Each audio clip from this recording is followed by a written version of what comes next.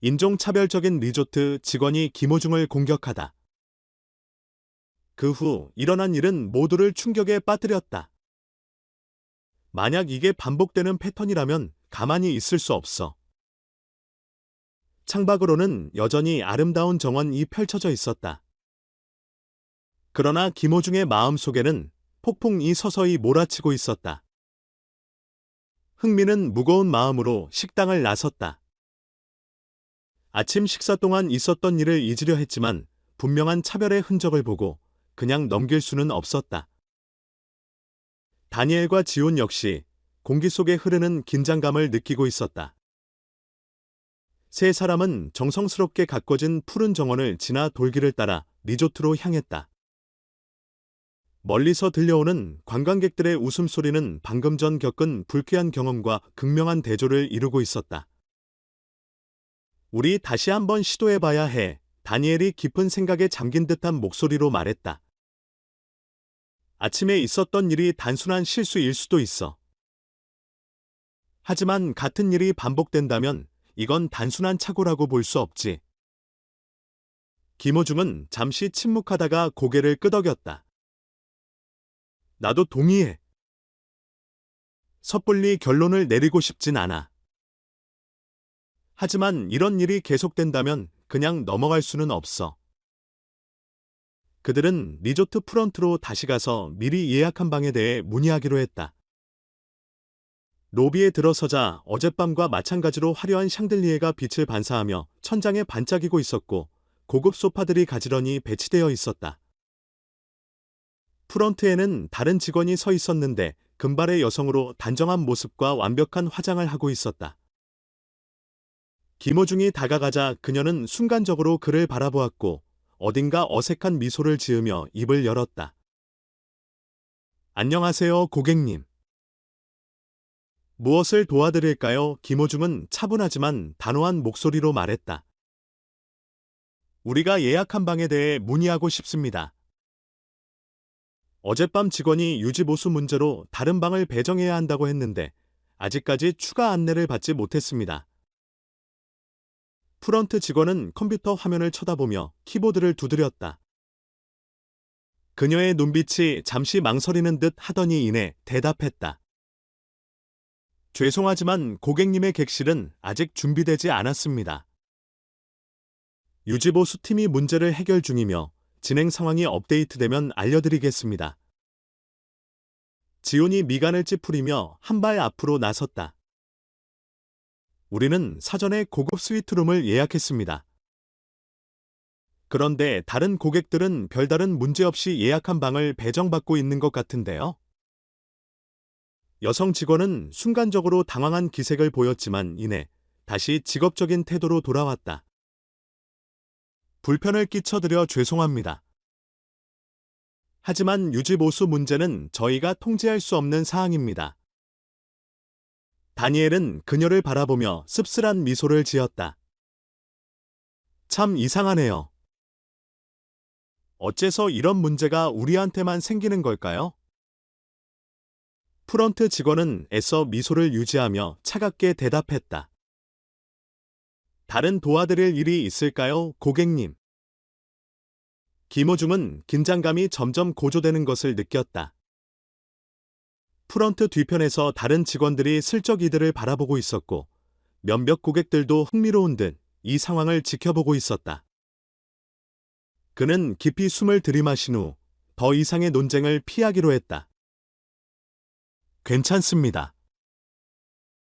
더 기다려보죠. 프런트를 떠나자 지호는 불만스러운 표정으로 말했다. 도대체 언제까지 기다릴 건데? 명백하게 우리를 일부러 막고 있는 거잖아.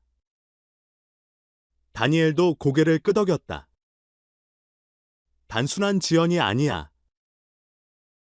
우리한테 우리가 환영받지 못한다는 걸 보여주려는 거지. 김호중은 여전히 침착한 표정을 유지했지만 마음속으로 점점 의심이 깊어지고 있었다. 이 모든 것이 단순한 우연일 리 없었다. 만약 이곳이 정말 인종차별적인 리조트라면 그는 반드시 뭔가 조치를 취해야 했다. 하지만 행동에 나서기 전에 확실한 증거가 필요했다.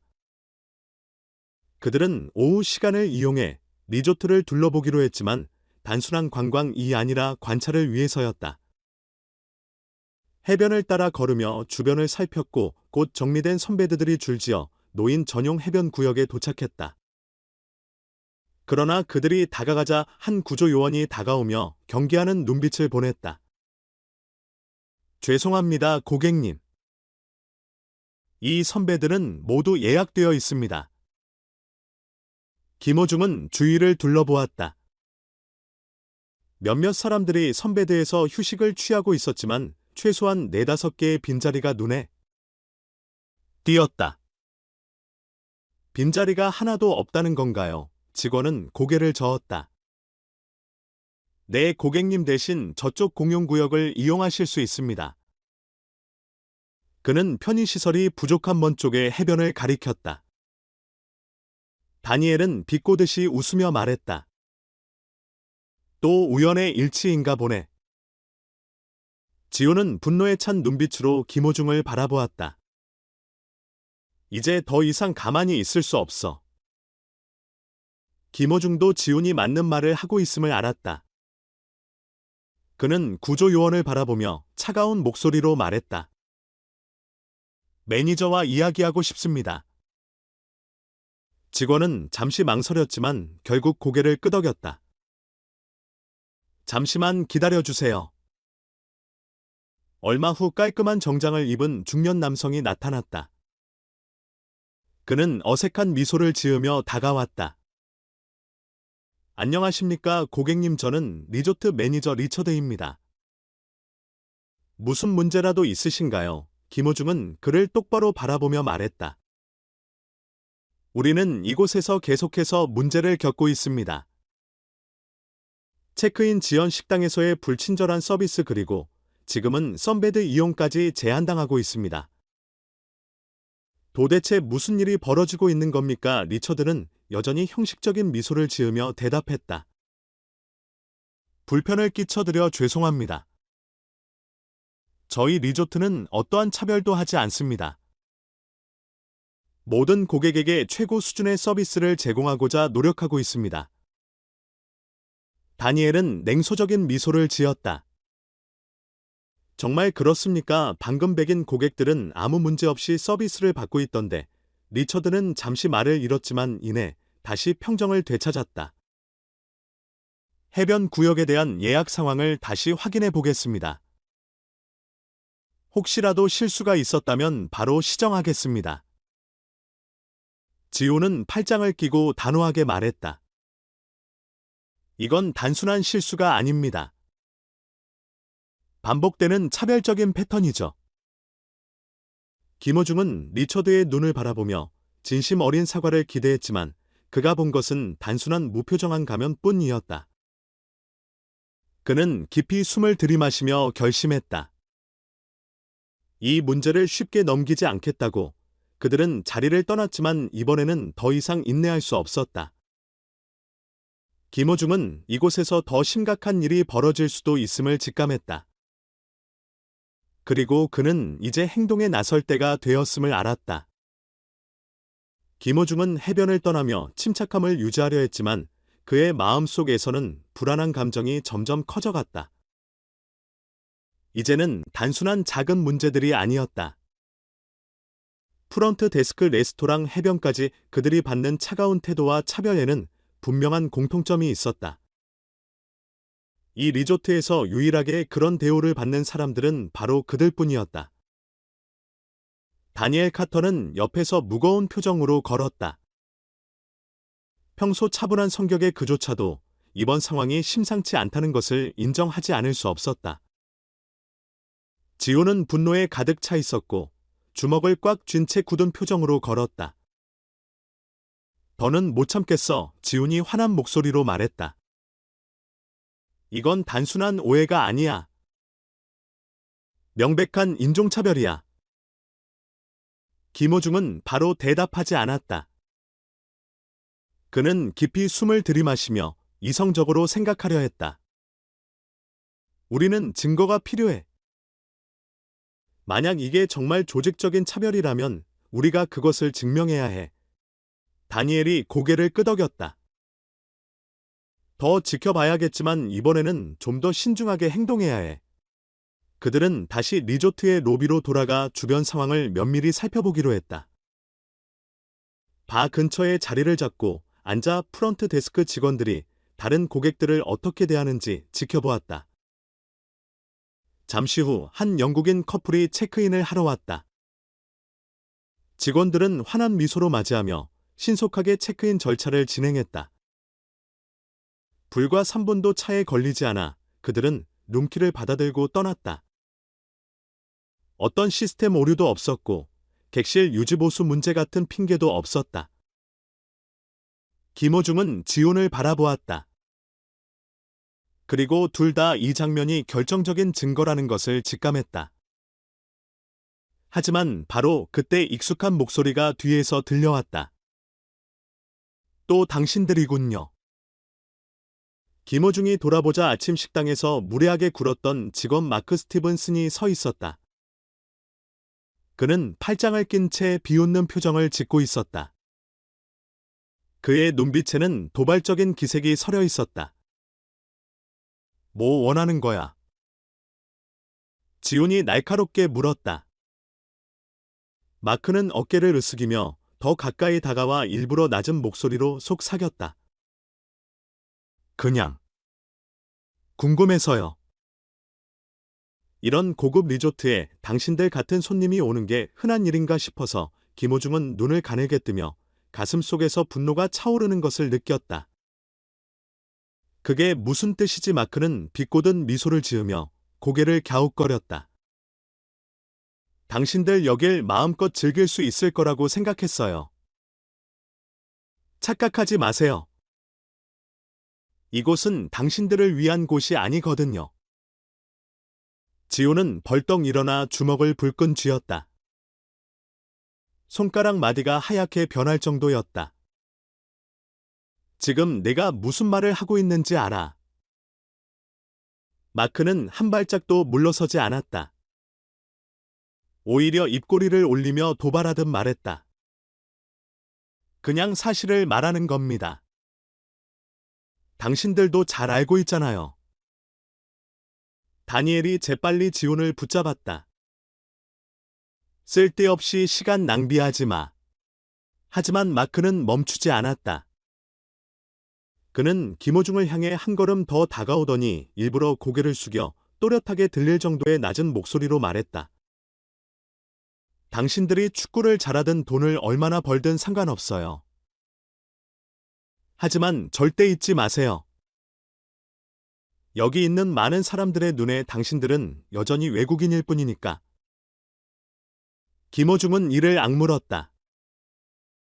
분노가 폭발할 듯 했지만 그는 마크의 의도를 간파했다. 마크는 그를 도발해 폭발시키려 하고 있었다. 그리고 만약 그가 반응한다면 오히려 문제를 뒤집어 씌우려 할 것이 분명했다.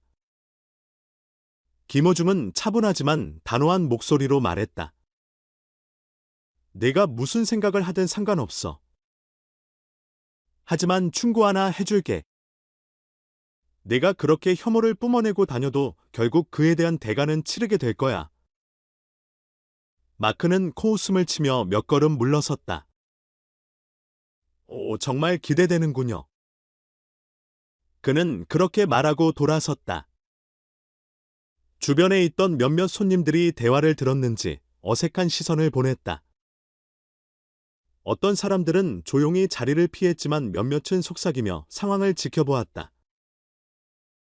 다니엘이 진지한 얼굴로 김호중을 바라보았다. 이제 상황이 어떤지 확실해졌지? 김호중은 고개를 끄덕였다. 만약 이게 반복되는 패턴이라면 가만히 있을 수 없어. 창밖으로는 여전히 아름다운 정원이 펼쳐져 있었다. 그러나 김호중의 마음속에는 폭풍이 서서히 몰아치고 있었다. 김호중은 무거운 마음으로 식당을 나섰다. 아침 식사 동안 있었던 일을 잊으려 했지만 분명한 차별의 흔적을 보고 그냥 넘길 수는 없었다. 다니엘과 지온 역시 공기 속에 흐르는 긴장감을 느끼고 있었다. 세 사람은 정성스럽게 가꿔진 푸른 정원을 지나 돌길을 따라 리조트로 향했다. 멀리서 들려오는 관광객들의 웃음소리는 방금 전 겪은 불쾌한 경험과 극명한 대조를 이루고 있었다. 우리 다시 한번 시도해봐야 해. 다니엘이 깊은 생각에 잠긴 듯한 목소리로 말했다. 아침에 있었던 일이 단순한 실수일 수도 있어. 하지만 같은 일이 반복된다면 이건 단순한 착오라고 볼 수 없지. 김호중은 잠시 침묵하다가 고개를 끄덕였다. 나도 동의해. 섣불리 결론을 내리고 싶진 않아. 하지만 이런 일이 계속된다면 그냥 넘어갈 수는 없어. 그들은 리조트 프런트로 다시 가서 미리 예약한 방에 대해 문의하기로 했다. 로비에 들어서자 어젯밤과 마찬가지로 화려한 샹들리에가 빛을 반사하며 천장에 반짝이고 있었고 고급 소파들이 가지런히 배치되어 있었다. 프런트에는 다른 직원이 서 있었는데 금발의 여성으로 단정한 모습과 완벽한 화장을 하고 있었다. 김호중이 다가가자 그녀는 순간적으로 그를 바라보았고 어딘가 어색한 미소를 지으며 입을 열었다. 안녕하세요, 고객님. 무엇을 도와드릴까요? 김호중은 차분하지만 단호한 목소리로 말했다. 우리가 예약한 방에 대해 문의하고 싶습니다. 어젯밤 직원이 유지보수 문제로 다른 방을 배정해야 한다고 했는데 아직까지 추가 안내를 받지 못했습니다. 프런트 직원은 컴퓨터 화면을 쳐다보며 키보드를 두드렸다. 그녀의 눈빛이 잠시 망설이는 듯 하더니 이내 대답했다. 죄송하지만 고객님의 객실은 아직 준비되지 않았습니다. 유지보수팀이 문제를 해결 중이며 진행 상황이 업데이트되면 알려드리겠습니다. 지온이 미간을 찌푸리며 한 발 앞으로 나섰다. 우리는 사전에 고급 스위트룸을 예약했습니다.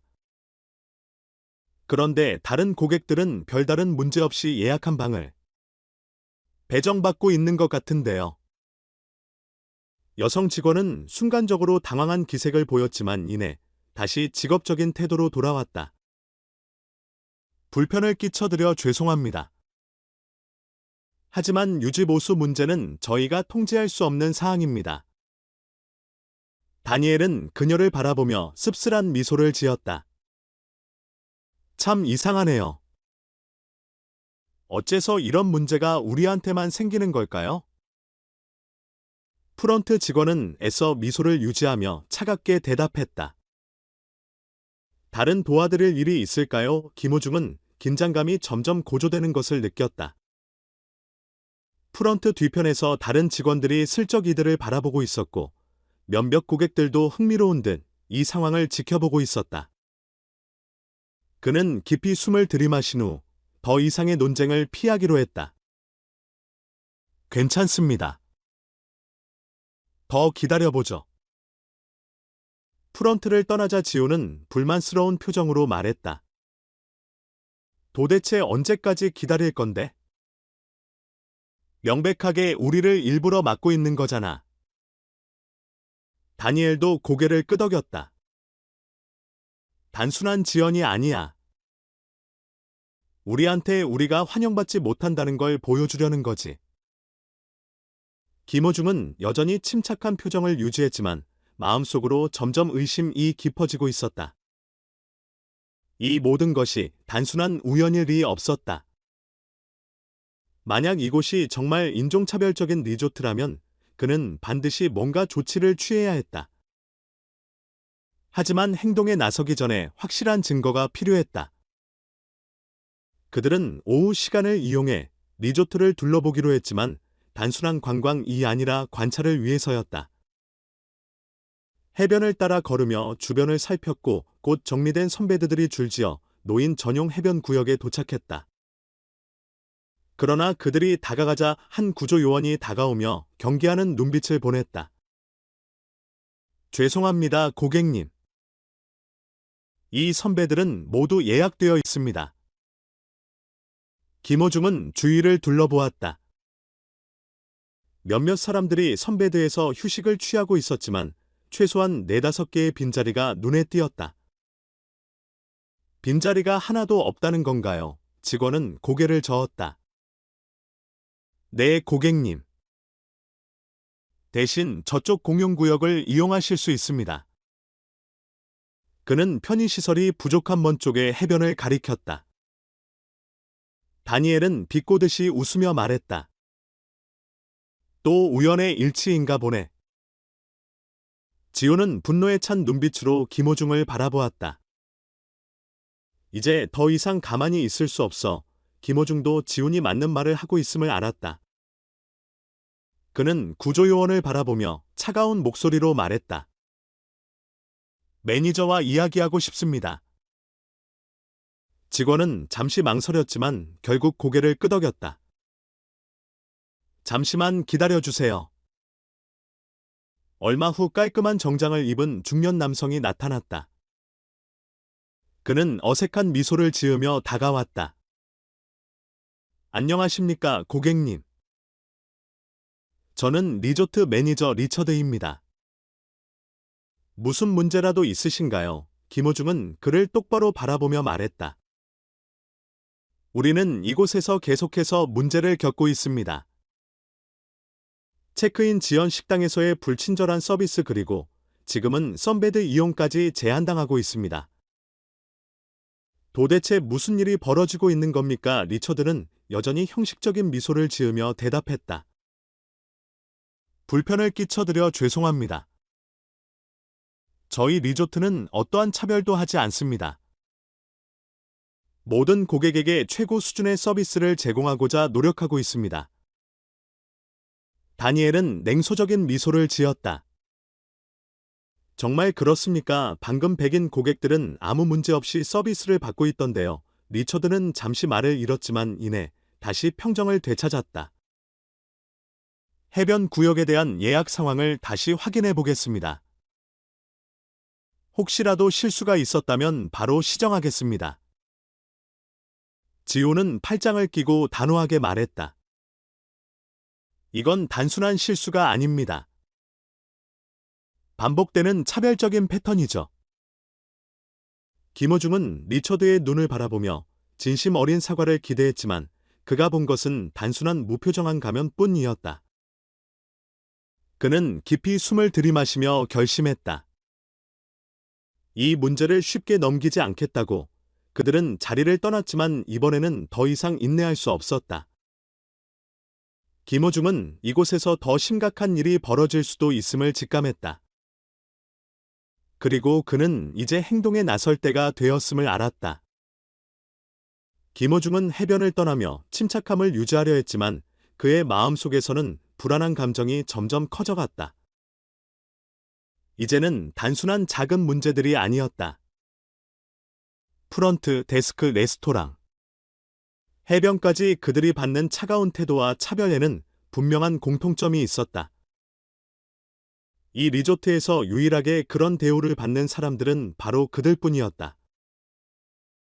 다니엘 카터는 옆에서 무거운 표정으로 걸었다. 평소 차분한 성격의 그조차도 이번 상황이 심상치 않다는 것을 인정하지 않을 수 없었다. 지호는 분노에 가득 차 있었고 주먹을 꽉 쥔 채 굳은 표정으로 걸었다. 더는 못 참겠어, 지훈이 화난 목소리로 말했다. 이건 단순한 오해가 아니야. 명백한 인종차별이야. 김호중은 바로 대답하지 않았다. 그는 깊이 숨을 들이마시며 이성적으로 생각하려 했다. 우리는 증거가 필요해. 만약 이게 정말 조직적인 차별이라면 우리가 그것을 증명해야 해. 다니엘이 고개를 끄덕였다. 더 지켜봐야겠지만 이번에는 좀 더 신중하게 행동해야 해. 그들은 다시 리조트의 로비로 돌아가 주변 상황을 면밀히 살펴보기로 했다. 바 근처에 자리를 잡고 앉아 프런트 데스크 직원들이 다른 고객들을 어떻게 대하는지 지켜보았다. 잠시 후 한 영국인 커플이 체크인을 하러 왔다. 직원들은 환한 미소로 맞이하며 신속하게 체크인 절차를 진행했다. 불과 3분도 차에 걸리지 않아 그들은 룸키를 받아들고 떠났다. 어떤 시스템 오류도 없었고 객실 유지보수 문제 같은 핑계도 없었다. 김호중은 지훈을 바라보았다. 그리고 둘 다 이 장면이 결정적인 증거라는 것을 직감했다. 하지만 바로 그때 익숙한 목소리가 뒤에서 들려왔다.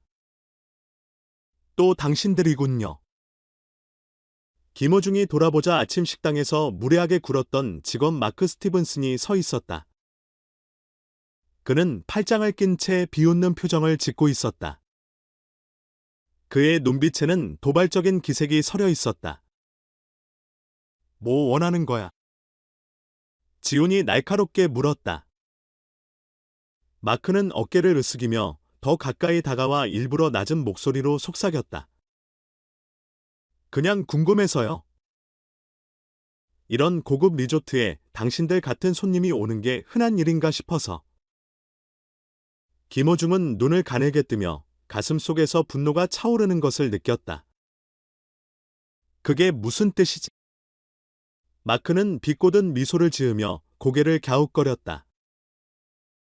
당신들 여길 마음껏 즐길 수 있을 거라고 생각했어요. 착각하지 마세요. 이곳은 당신들을 위한 곳이 아니거든요. 지호는 벌떡 일어나 주먹을 불끈 쥐었다. 손가락 마디가 하얗게 변할 정도였다. 지금 내가 무슨 말을 하고 있는지 알아. 마크는 한 발짝도 물러서지 않았다. 오히려 입꼬리를 올리며 도발하듯 말했다. 그냥 사실을 말하는 겁니다. 당신들도 잘 알고 있잖아요. 다니엘이 재빨리 지훈을 붙잡았다. 쓸데없이 시간 낭비하지 마. 하지만 마크는 멈추지 않았다. 그는 김호중을 향해 한 걸음 더 다가오더니 일부러 고개를 숙여 또렷하게 들릴 정도의 낮은 목소리로 말했다. 당신들이 축구를 잘하든 돈을 얼마나 벌든 상관없어요. 하지만 절대 잊지 마세요. 여기 있는 많은 사람들의 눈에 당신들은 여전히 외국인일 뿐이니까. 김호중은 이를 악물었다. 분노가 폭발할 듯 했지만 그는 마크의 의도를 간파했다. 마크는 그를 도발해 폭발시키려 하고 있었다. 그리고 만약 그가 반응한다면 오히려 문제를 뒤집어 씌우려 할 것이 분명했다. 김호중은 차분하지만 단호한 목소리로 말했다. 내가 무슨 생각을 하든 상관없어. 하지만 충고 하나 해줄게. 내가 그렇게 혐오를 뿜어내고 다녀도 결국 그에 대한 대가는 치르게 될 거야. 마크는 코웃음을 치며 몇 걸음 물러섰다. 오, 정말 기대되는군요. 그는 그렇게 말하고 돌아섰다. 주변에 있던 몇몇 손님들이 대화를 들었는지 어색한 시선을 보냈다. 어떤 사람들은 조용히 자리를 피했지만 몇몇은 속삭이며 상황을 지켜보았다. 다니엘이 진지한 얼굴로 김호중을 바라보았다. 이제 상황이 어떤지 확실해졌지? 김호중은 고개를 끄덕였다. 이건 개인의 문제가 아니야. 이 리조트 자체가 이런 시스템을 갖고 있는 거야. 지호는 여전히 분을 사귀지 못한 채 말했다. 그럼 이제 어떻게 할 거야? 그냥 두고 볼 수는 없어. 다니엘이 조용히 말했다. 내가 아는 기자들이 있어. 우리가 좀 더 확실한 증거를 모으면 이걸 세상에 알릴 수 있어. 김호중은 잠시 생각에 잠겼다가 입을 열었다. 안에서 정보를 줄 수 있는 사람을 찾아야 해. 진실을 아는 직원이 있을 거야. 마치 운명처럼 그 순간 젊은 웨이트리스 리사리사가 조심스럽게 다가왔다. 그녀는 마크를 흘깃 바라본 후 김호중을 향해 작게 속삭였다. 시간이 없어요. 하지만 만약 정말 진실을 알고 싶다면 오늘 밤 뒷주방에서 저를 만나세요. 김호중은 경계하는 눈빛으로 그녀를 바라보았다. 지금 말해줄 수는 없나요? 리사는 고개를 저었다. 안 돼요. 그들은 우리를 감시하고 있어요. 하지만 제가 아는 걸 말해줄게요. 조심해야 해요. 그녀는 그렇게 말하고는 서둘러 자리를 떠났다. 김호중은 다니엘과 지온을 바라보았다. 그들의 눈에는 결연한 의지가 서려 있었다. 지온이 먼저 입을 열었다. 우리가 그녀를 믿을 수 있을까? 다니엘이 잠시 고민하더니 말했다. 그녀가 위험을 감수하고까지 우리에게 말을 걸었다는 건 뭔가 중요한 걸 알고 있다는 뜻이야. 김호중은 단호하게 말했다. 그럼 오늘 밤 우리는 진실을 찾으러 간다.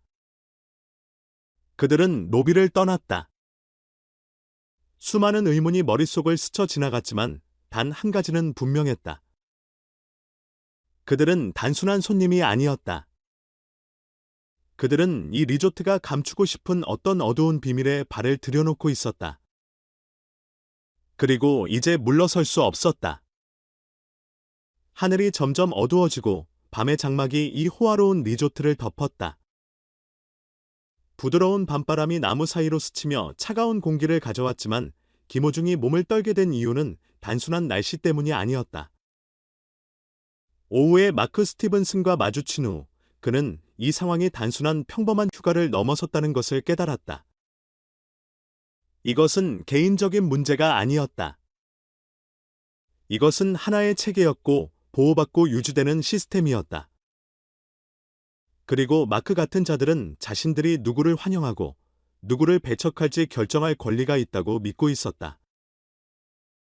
김호중은 이제 자신과 지온 그리고 다니엘이 우연히 위험한 곳에 발을 들였다는 것을 알았다. 세 사람은 돌로 포장된 길을 따라 걸었다. 희미한 노란 조명이 그들의 그림자를 길게 드리웠다. 그들은 레스토랑 뒤편의 주방 구역으로 향했다. 리사가 만나자고 한 곳이었다. 이곳은 리조트의 다른 지역보다 한적했고 몇몇 직원들만이 마지막 남은 테이블을 치우고 있었다. 세 사람은 조용히 안으로 들어가며 주위의 시선을 피하려 애썼다. 어두운 구석에서 리사가 이미 기다리고 있었다. 그녀의 표정은 긴장감으로 가득 차 있었다. 와줘서 고마워요. 그녀가 낮은 목소리로 말하며 주위를 재빨리 살폈다. 김호중이 고개를 끄덕였다. 무슨 일이 벌어지고 있는지 말해줄 수 있나요? 리사는 침을 삼키며 떨리는 목소리로 말했다. 당신들이 이런 다유를 받은 게 처음이 아니에요. 저는 여기서 3년 동안 일하면서 이 광경을 수도 없이 봤어요. 유색인종 아시아인 그리고 그들이 격에 맞지 않는다고 여기는 손님들. 그런 사람들은 항상 이곳에서 이방인 취급을 받아요. 지온이 얼굴을 찡그렸다. 무슨 말이죠? 이게 리조트의 암묵적인 정책이라는 건가요? 리사가 쓴 웃음을 지었지만 그녀의 눈빛에는 전혀 웃음기가 없었다. 문서로 남아있는 건 없어요. 하지만 이곳 직원들은 모두 알고 있죠. 우리는 특정 고객들을 우선적으로 대접하도록 교육받아요. 반면 당신들 같은 사람들은 늘 뒷전이에요. 체크인을 일부러 지연시키거나 서비스 속도를 늦추거나 불편한 방을 배정하거나 심지어는 일부러 손님들이 불쾌감을 느끼게 만들어서 스스로 떠나도록 유도하는 거죠. 김호중은 분노가 치밀어 올랐지만 애써 감정을 억눌렀다. 이 이야기를 우리에게 들려주는 이유가 뭔가요? 리사는 깊이 숨을 들이마셨다. 더 이상 참을 수 없으니까요. 저도 이민자예요. 그리고 저 역시 이런 차별을 당했어요. 저 같은 직원들은 항상 무시당하고 하찮은 존재로 취급당해요. 만약 제가 이 사실을 밝히면 저는 당장 직장을 잃을 수도 있어요. 하지만 당신들이 이런 부당한 대우를 받는 걸 가만히 보고 있을 수만은 없어요. 그동안 침묵을 지키고 있던 다니엘이 조용히 고개를 끄덕였다. 증거는 있나요? 리사는 잠시 망설이다가 주머니에서 작은 USB를 꺼냈다. 몇몇 직원들과 관리자들의 대화를 녹음해뒀어요. 거기에는 고객의 질을 유지해야 한다거나 부적절한 사람들을 걸러내야 한다는 말들이 포함돼 있어요. 그리고 내부 회의 녹음 파일도 있어요. 그 자리에서 한고위 관리자가 이곳을 싸구려 리조트로 만들고 싶지 않다고 직접 말했죠. 김호중은 USB를 받아들며 눈빛을 날카롭게 빛냈다. 만약 이게 사실이라면 우리는 절대 이 문제를 덮어두지 않을 겁니다. 리사는 고개를 끄덕였지만 그녀의 눈에는 걱정이 가득했다. 하지만 조심하세요. 마크와 몇몇 직원들은 단순한 인종차별주의자가 아니에요. 그들은 이곳의 질서를 유지하기 위해서라면 어떤 짓이든 할 거예요. 지훈이 주먹을 꽉 쥐었다. 우린 두렵지 않아요. 리사는 씁쓸하게 웃었다. 알아요. 하지만 그들도 두려워하지 않아요. 그래서 더 위험한 거예요. 그녀는 빠르게 돌아서서 어둠 속으로 사라졌다. 김호중은 손에 들린 USB를 바라보며 그 무게를 실감했다. 이건 진실을 밝힐 수 있는 결정적인 증거였다. 하지만 이제부터 그들은 더 이상 평범한 손님이 아니었다. 이 리조트가 보기에는 문제를 일으키는 존재가 된 것이다. 방으로 돌아온 세 사람은 다니엘의 노트북을 켜고 USB를 열었다. 리사가 녹음한 파일들은 반박할 수 없는 증거였다. 스피커에서 낮고 거친 남성의 목소리가 흘러나왔다. 우리는 누가 여기에 오는지 통제해야 합니다. 이 리조트는 특정한 명성을 지니고 있으며 부적절한 사람들로 인해 그것이 흐려지게 할 수 없습니다. 만약 문제가 발생하면 최대한 조용히 처리하세요. 또 다른 목소리가 들려왔다. 식당 관리자인 듯했다. 오늘 아침에 아시아인 손님들이 왔습니다. 기존 절차대로 할까요? 당연하지. 거리를 유지하고 서비스 속도를 늦추고 필요하면 불편하게 만들어서 스스로 떠나도록 하세요. 김호중은 주먹을 꽉 쥐었다. 이제는 단순한 개인적인 문제가 아니었다. 이건 체계적인 차별이었다. 다니엘이 김호중을 바라보며 물었다. 어떻게 할 거야?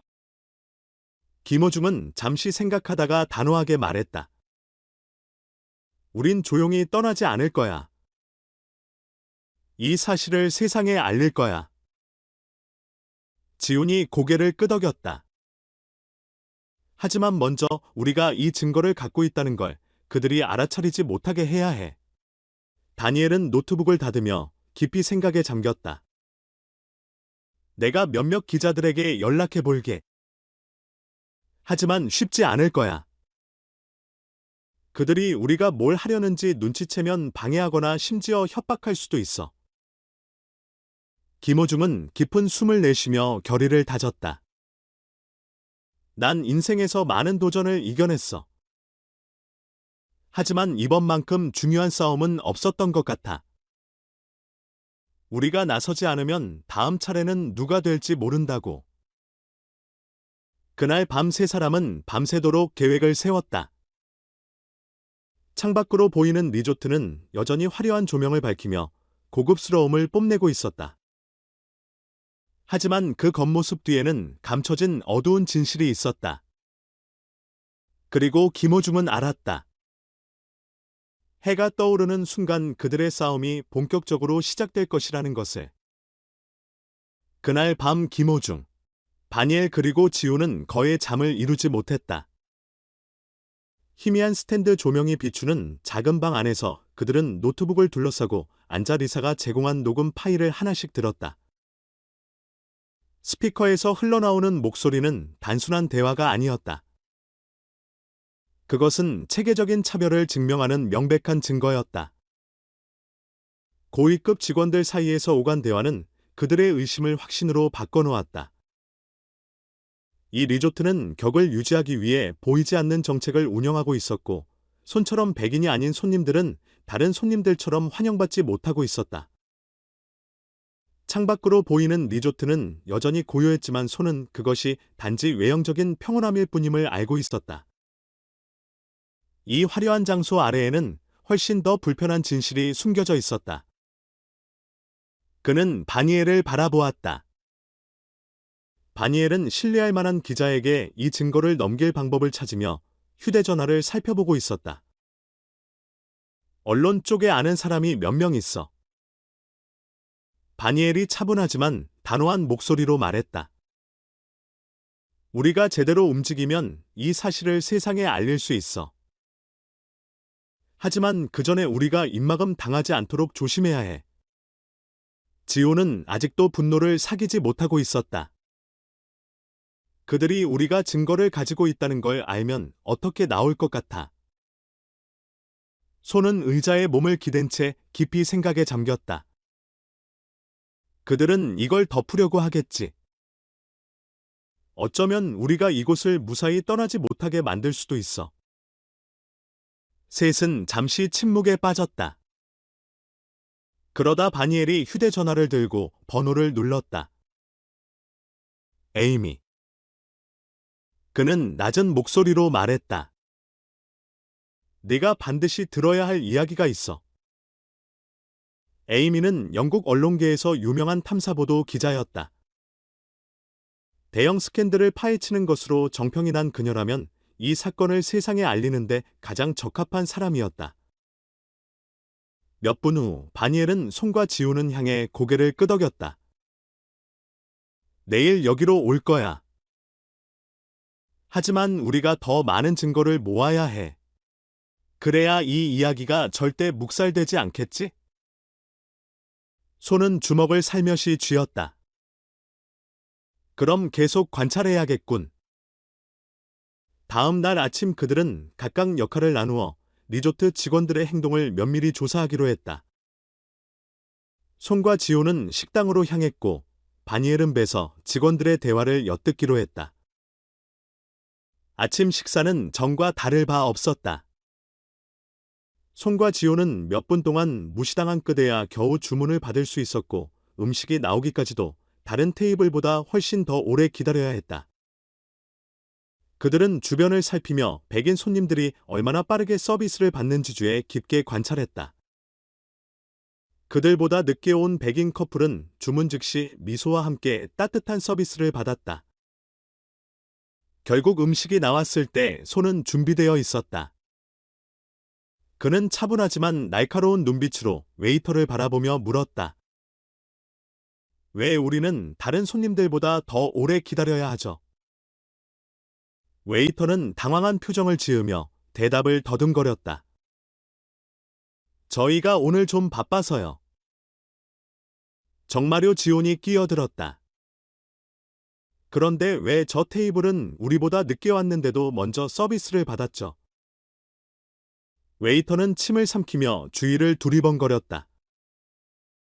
도움을 줄 누군가를 찾는 듯했지만 다른 직원들은 애써 시선을 피했다. 다시 한번 확인해 보겠습니다. 그는 중얼거리며 황급히 자리를 떠났다. 손은 지온을 바라보며 단호하게 말했다. 봤지, 이건 실수가 아니야. 이건 규칙이야. 한편 다니엘은 배서 충격적인 대화를 엿듣고 있었다. 두 직원이 리조트에서 불공정한 대우를 항의한 다른 손님에 대해 이야기하고 있었다. 하지만 리조트 측은 문제를 해결하는 대신 그 손님을 내쫓기 위해 속임수를 썼다.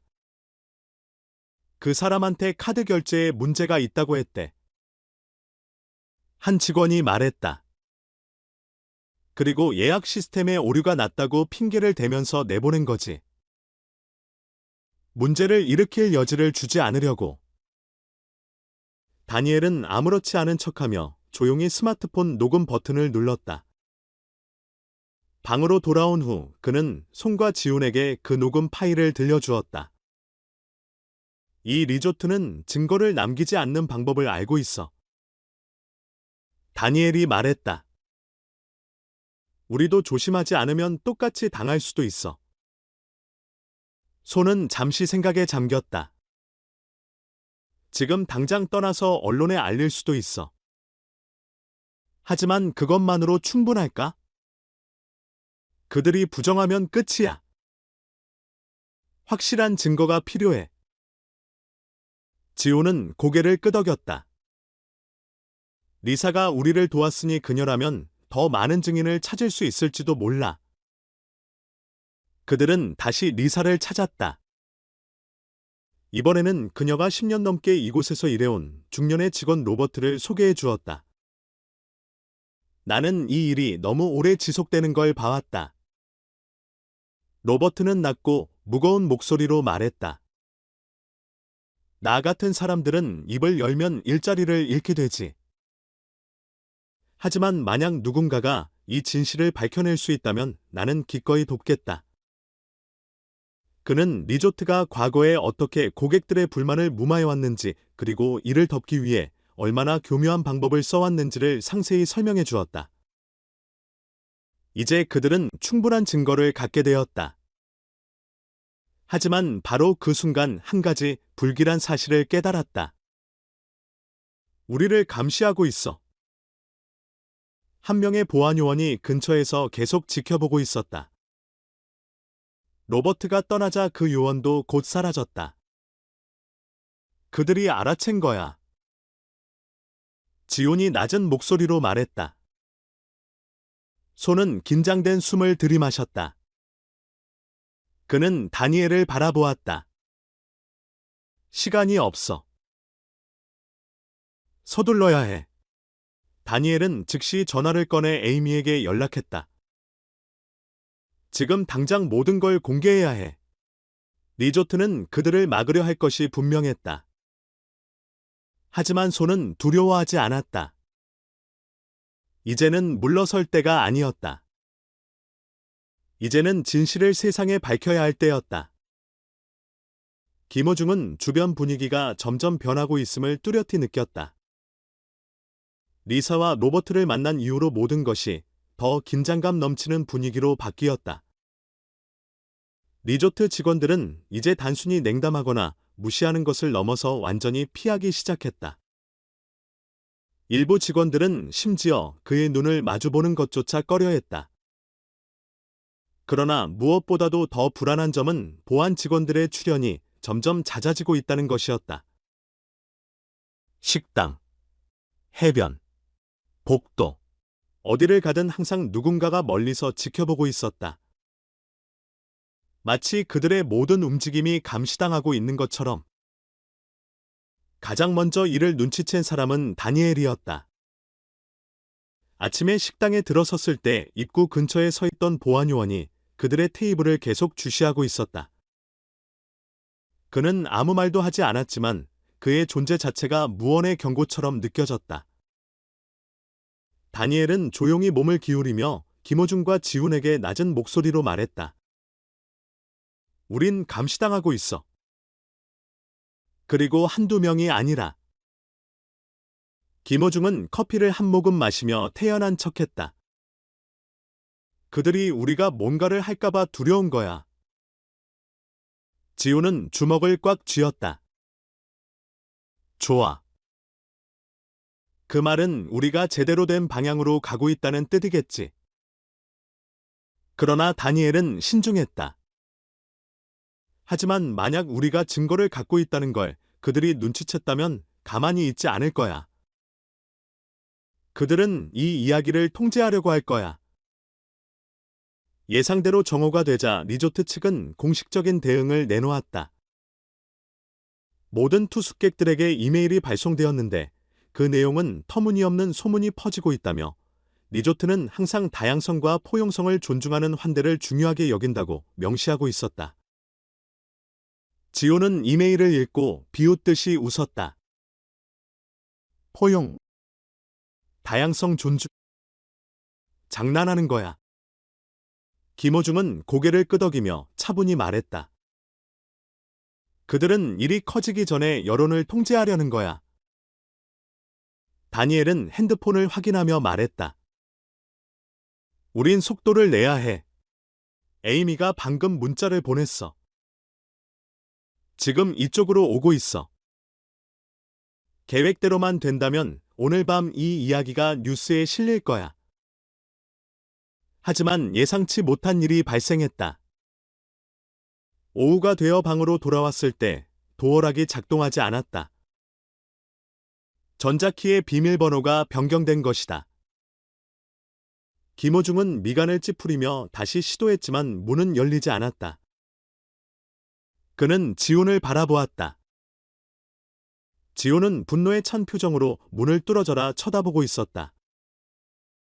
말도 안 돼. 우리가 비밀번호를 바꾸겠다고 요청한 적이 없잖아. 다니엘은 즉시 프런트 데스크에 전화를 걸었다. 하지만 돌아온 대답은 예상 밖이었다. 죄송합니다, 고객님. 시스템에서 고객님의 예약 정보에 문제가 발생한 것으로 확인되었습니다. 프런트 데스크로 내려와 확인해 주시기 바랍니다. 지호는 순간 멈칫했다.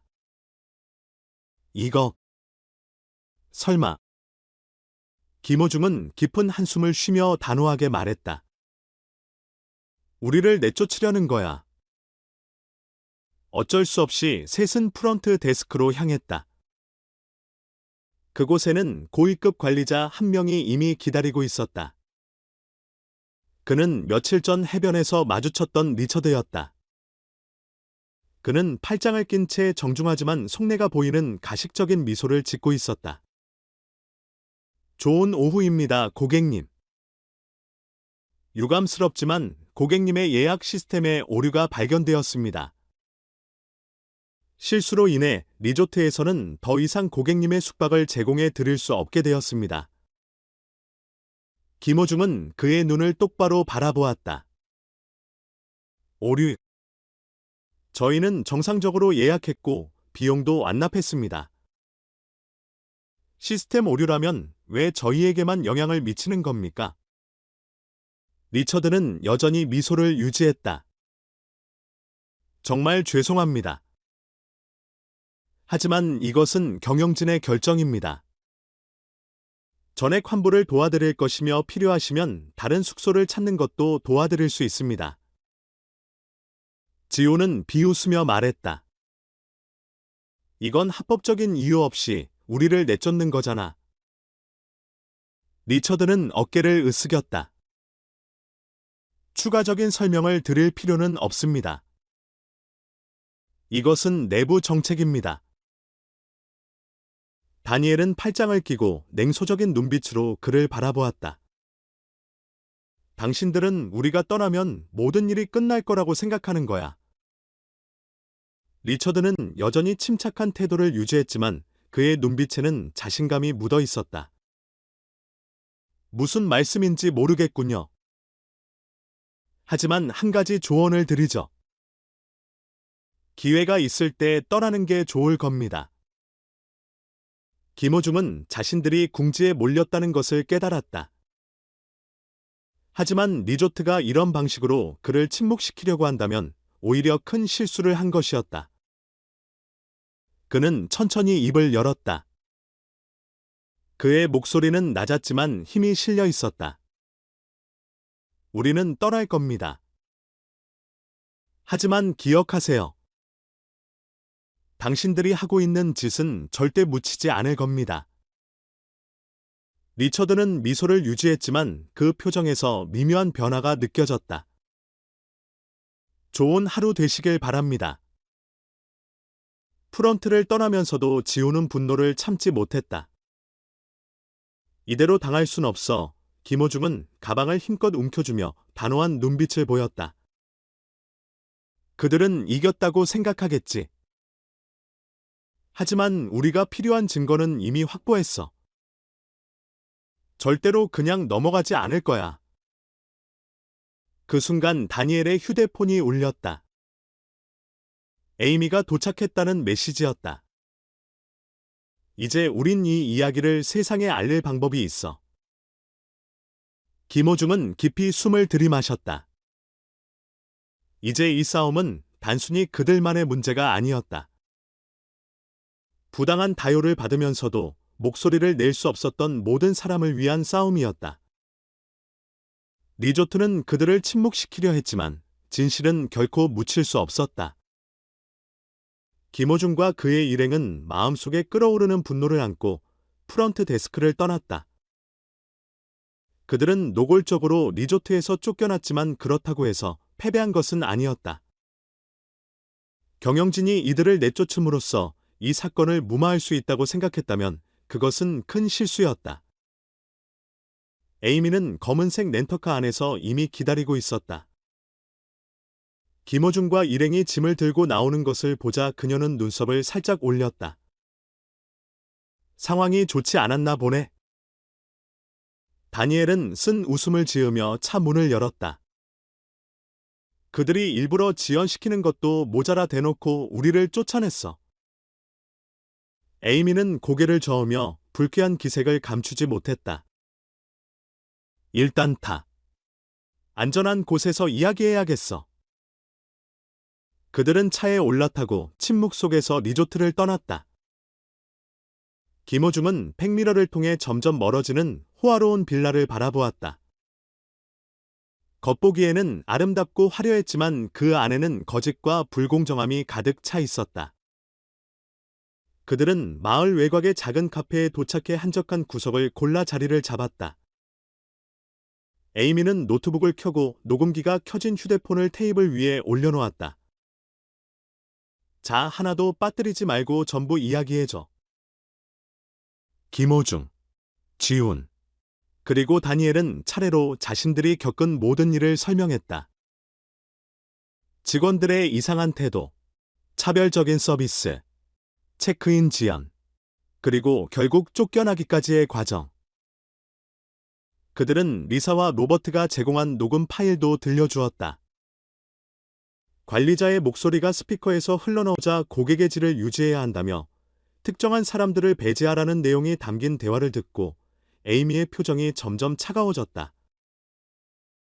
이건 내가 예상했던 것보다 훨씬 심각한 문제야. 그녀는 단호한 목소리로 말했다. 이건 그냥 일부 직원의 인종차별이 아니야. 체계적으로 계획된 정책이야. 지훈이 고개를 끄덕였다. 우리가 가만히 있으면 이들은 계속 이런 짓을 할 거야. 우리뿐만 아니라 다른 사람들에게도. 에이미는 잠시 생각에 잠기더니 말했다. 우리에겐 두 가지 선택지가 있어. 첫째, 이걸 바로 주요 언론사에 넘겨서 보도하게 하는 것. 둘째, 그들이 스스로 무너지게 만드는 거야.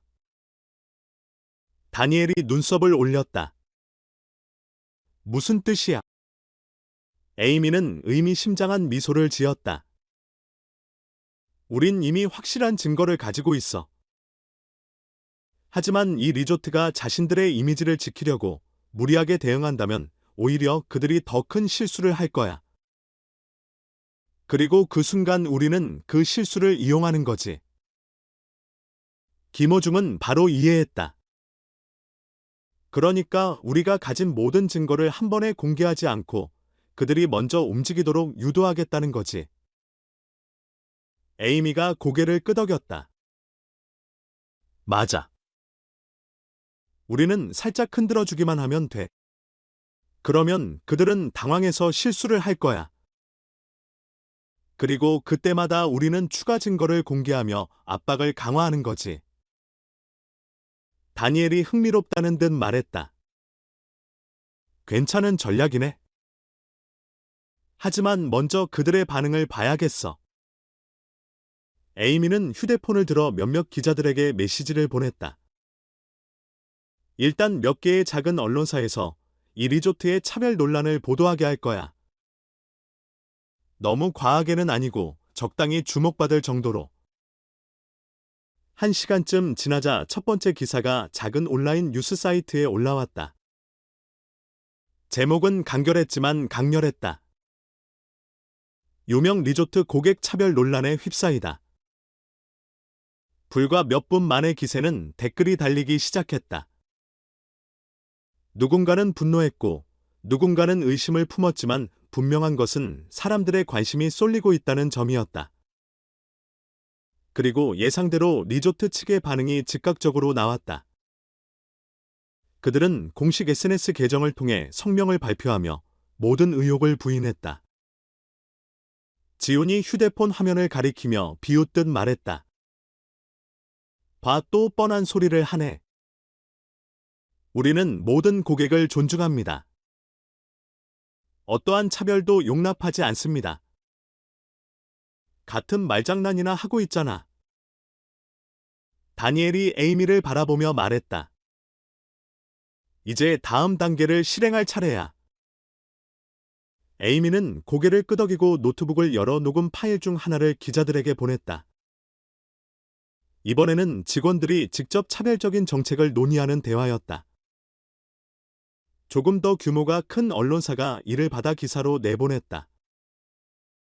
이제 리조트 측의 반응은 더 이상 차분하지 않았다. 그들은 이를 일부 직원의 실수라며 해명하려 했지만 몇 시간 후 내부 이메일이 유출되었다. 이메일에는 경영진이 직접 고객을 선별하라고 지시한 내용이 담겨 있었다. 이제 불이 붙었다. 대형 언론사들이 하나둘씩 이 사건을 보도하기 시작했고 기자들은 더 깊이 조사하기 시작했다. 소셜미디어에서는 분노가 폭발했다. 과거에 같은 리조트를 이용했던 사람들이 비슷한 차별을 겪었다며 자신의 경험을 공유하기 시작했다. 김호중은 휴대폰 화면을 보며 빠르게 확산되는 소식을 확인했다. 다니엘이 고개를 저으며 말했다. 그들은 이걸 덮을 수 있다고 생각했겠지. 하지만 이제는 돌이킬 수 없어. 에이미는 만족스럽게 웃으며 노트북을 닫았다. 이제 시작일 뿐이야. 김호중은 깊이 숨을 들이마셨다. 처음엔 단순한 불쾌한 경험이었다. 하지만 지금은 하나의 싸움이 되었다. 그리고 그는 확신했다. 이 싸움을 결코 멈추지 않을 것이라고.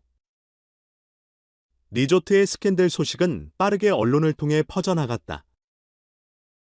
처음에 리조트 측은 상황을 통제하려 하며 모든 혐의를 부인했지만 그럴수록 더 깊은 위기에 빠졌다.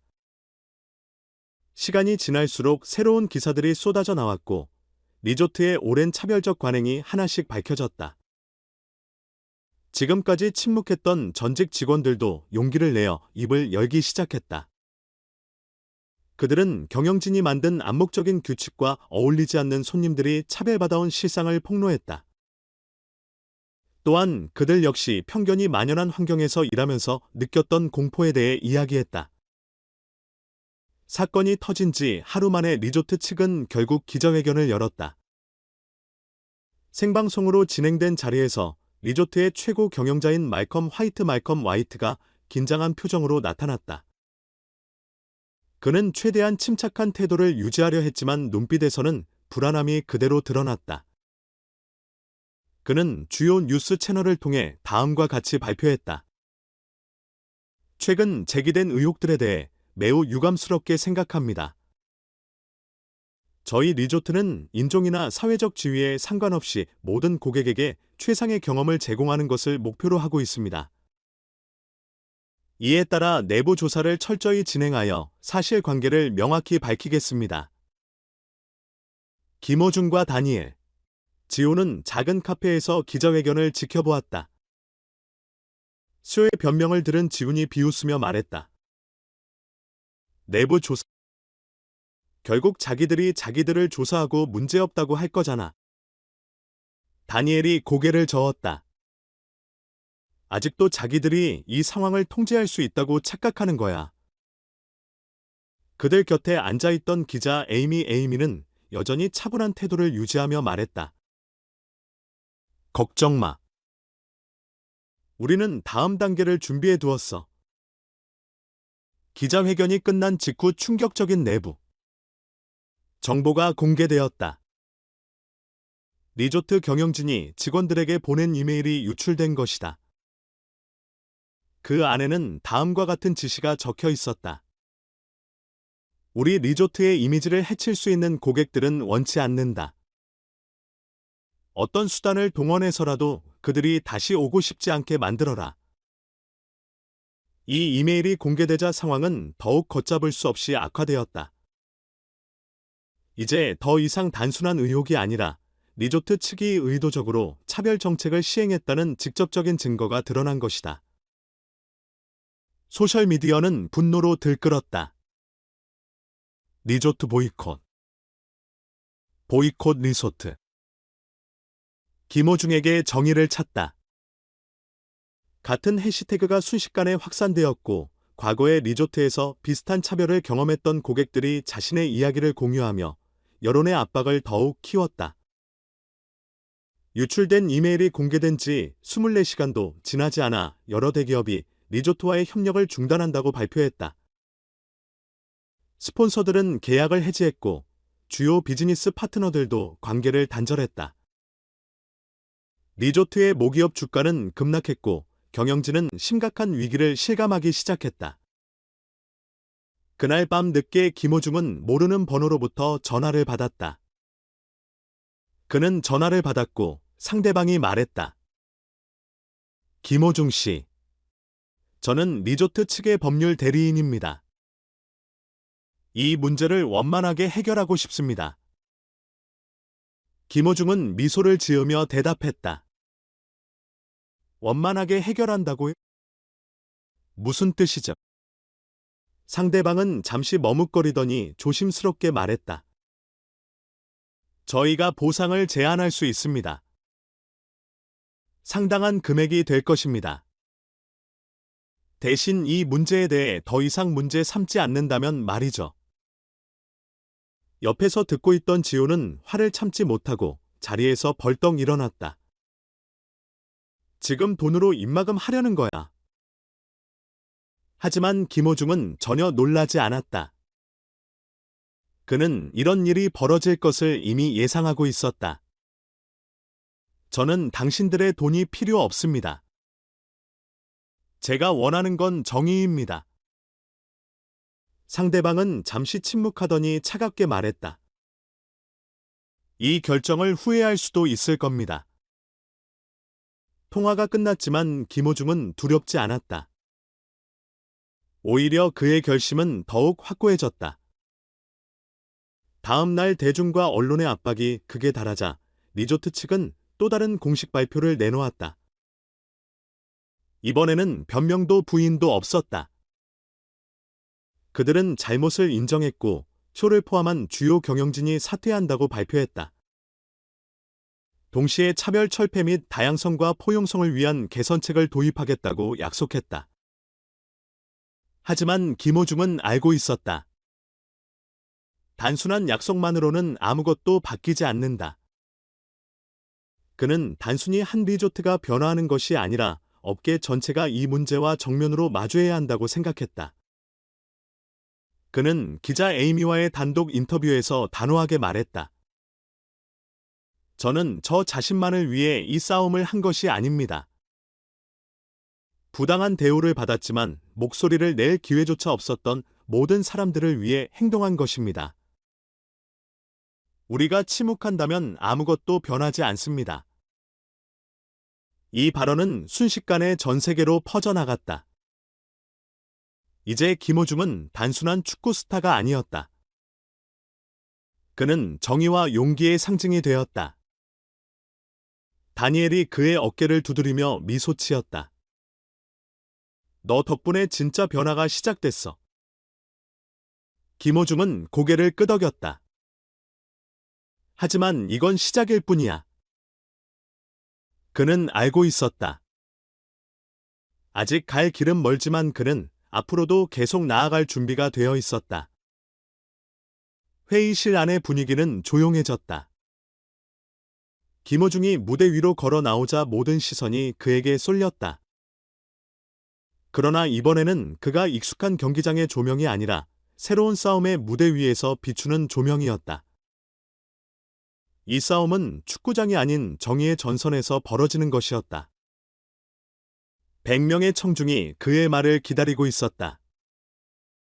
그들 중에는 업계 전문가들, 인권단체 대표들, 그리고 관광 및 서비스 산업에서 차별을 경험한 사람들이 있었다.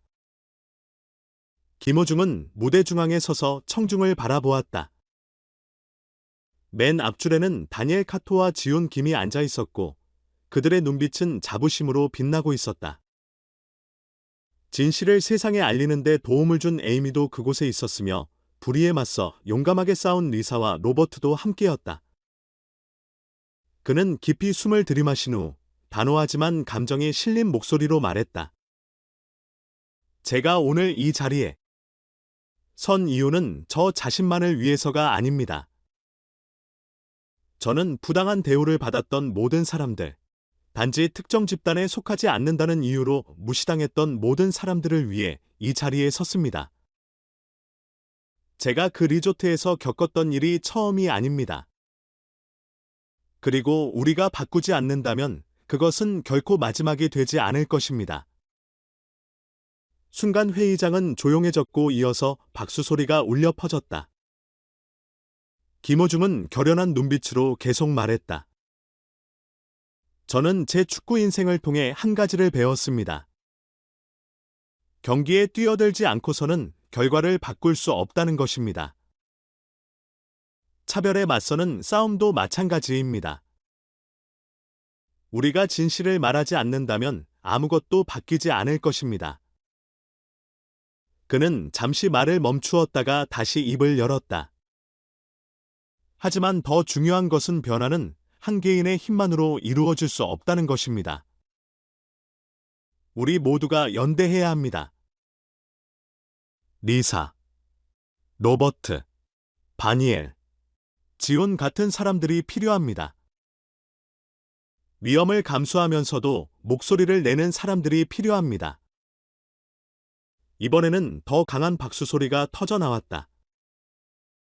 김호중은 감정이 북받쳐 오르는 리사와 조용히 고개를 끄덕이는 로버트를 바라보았다.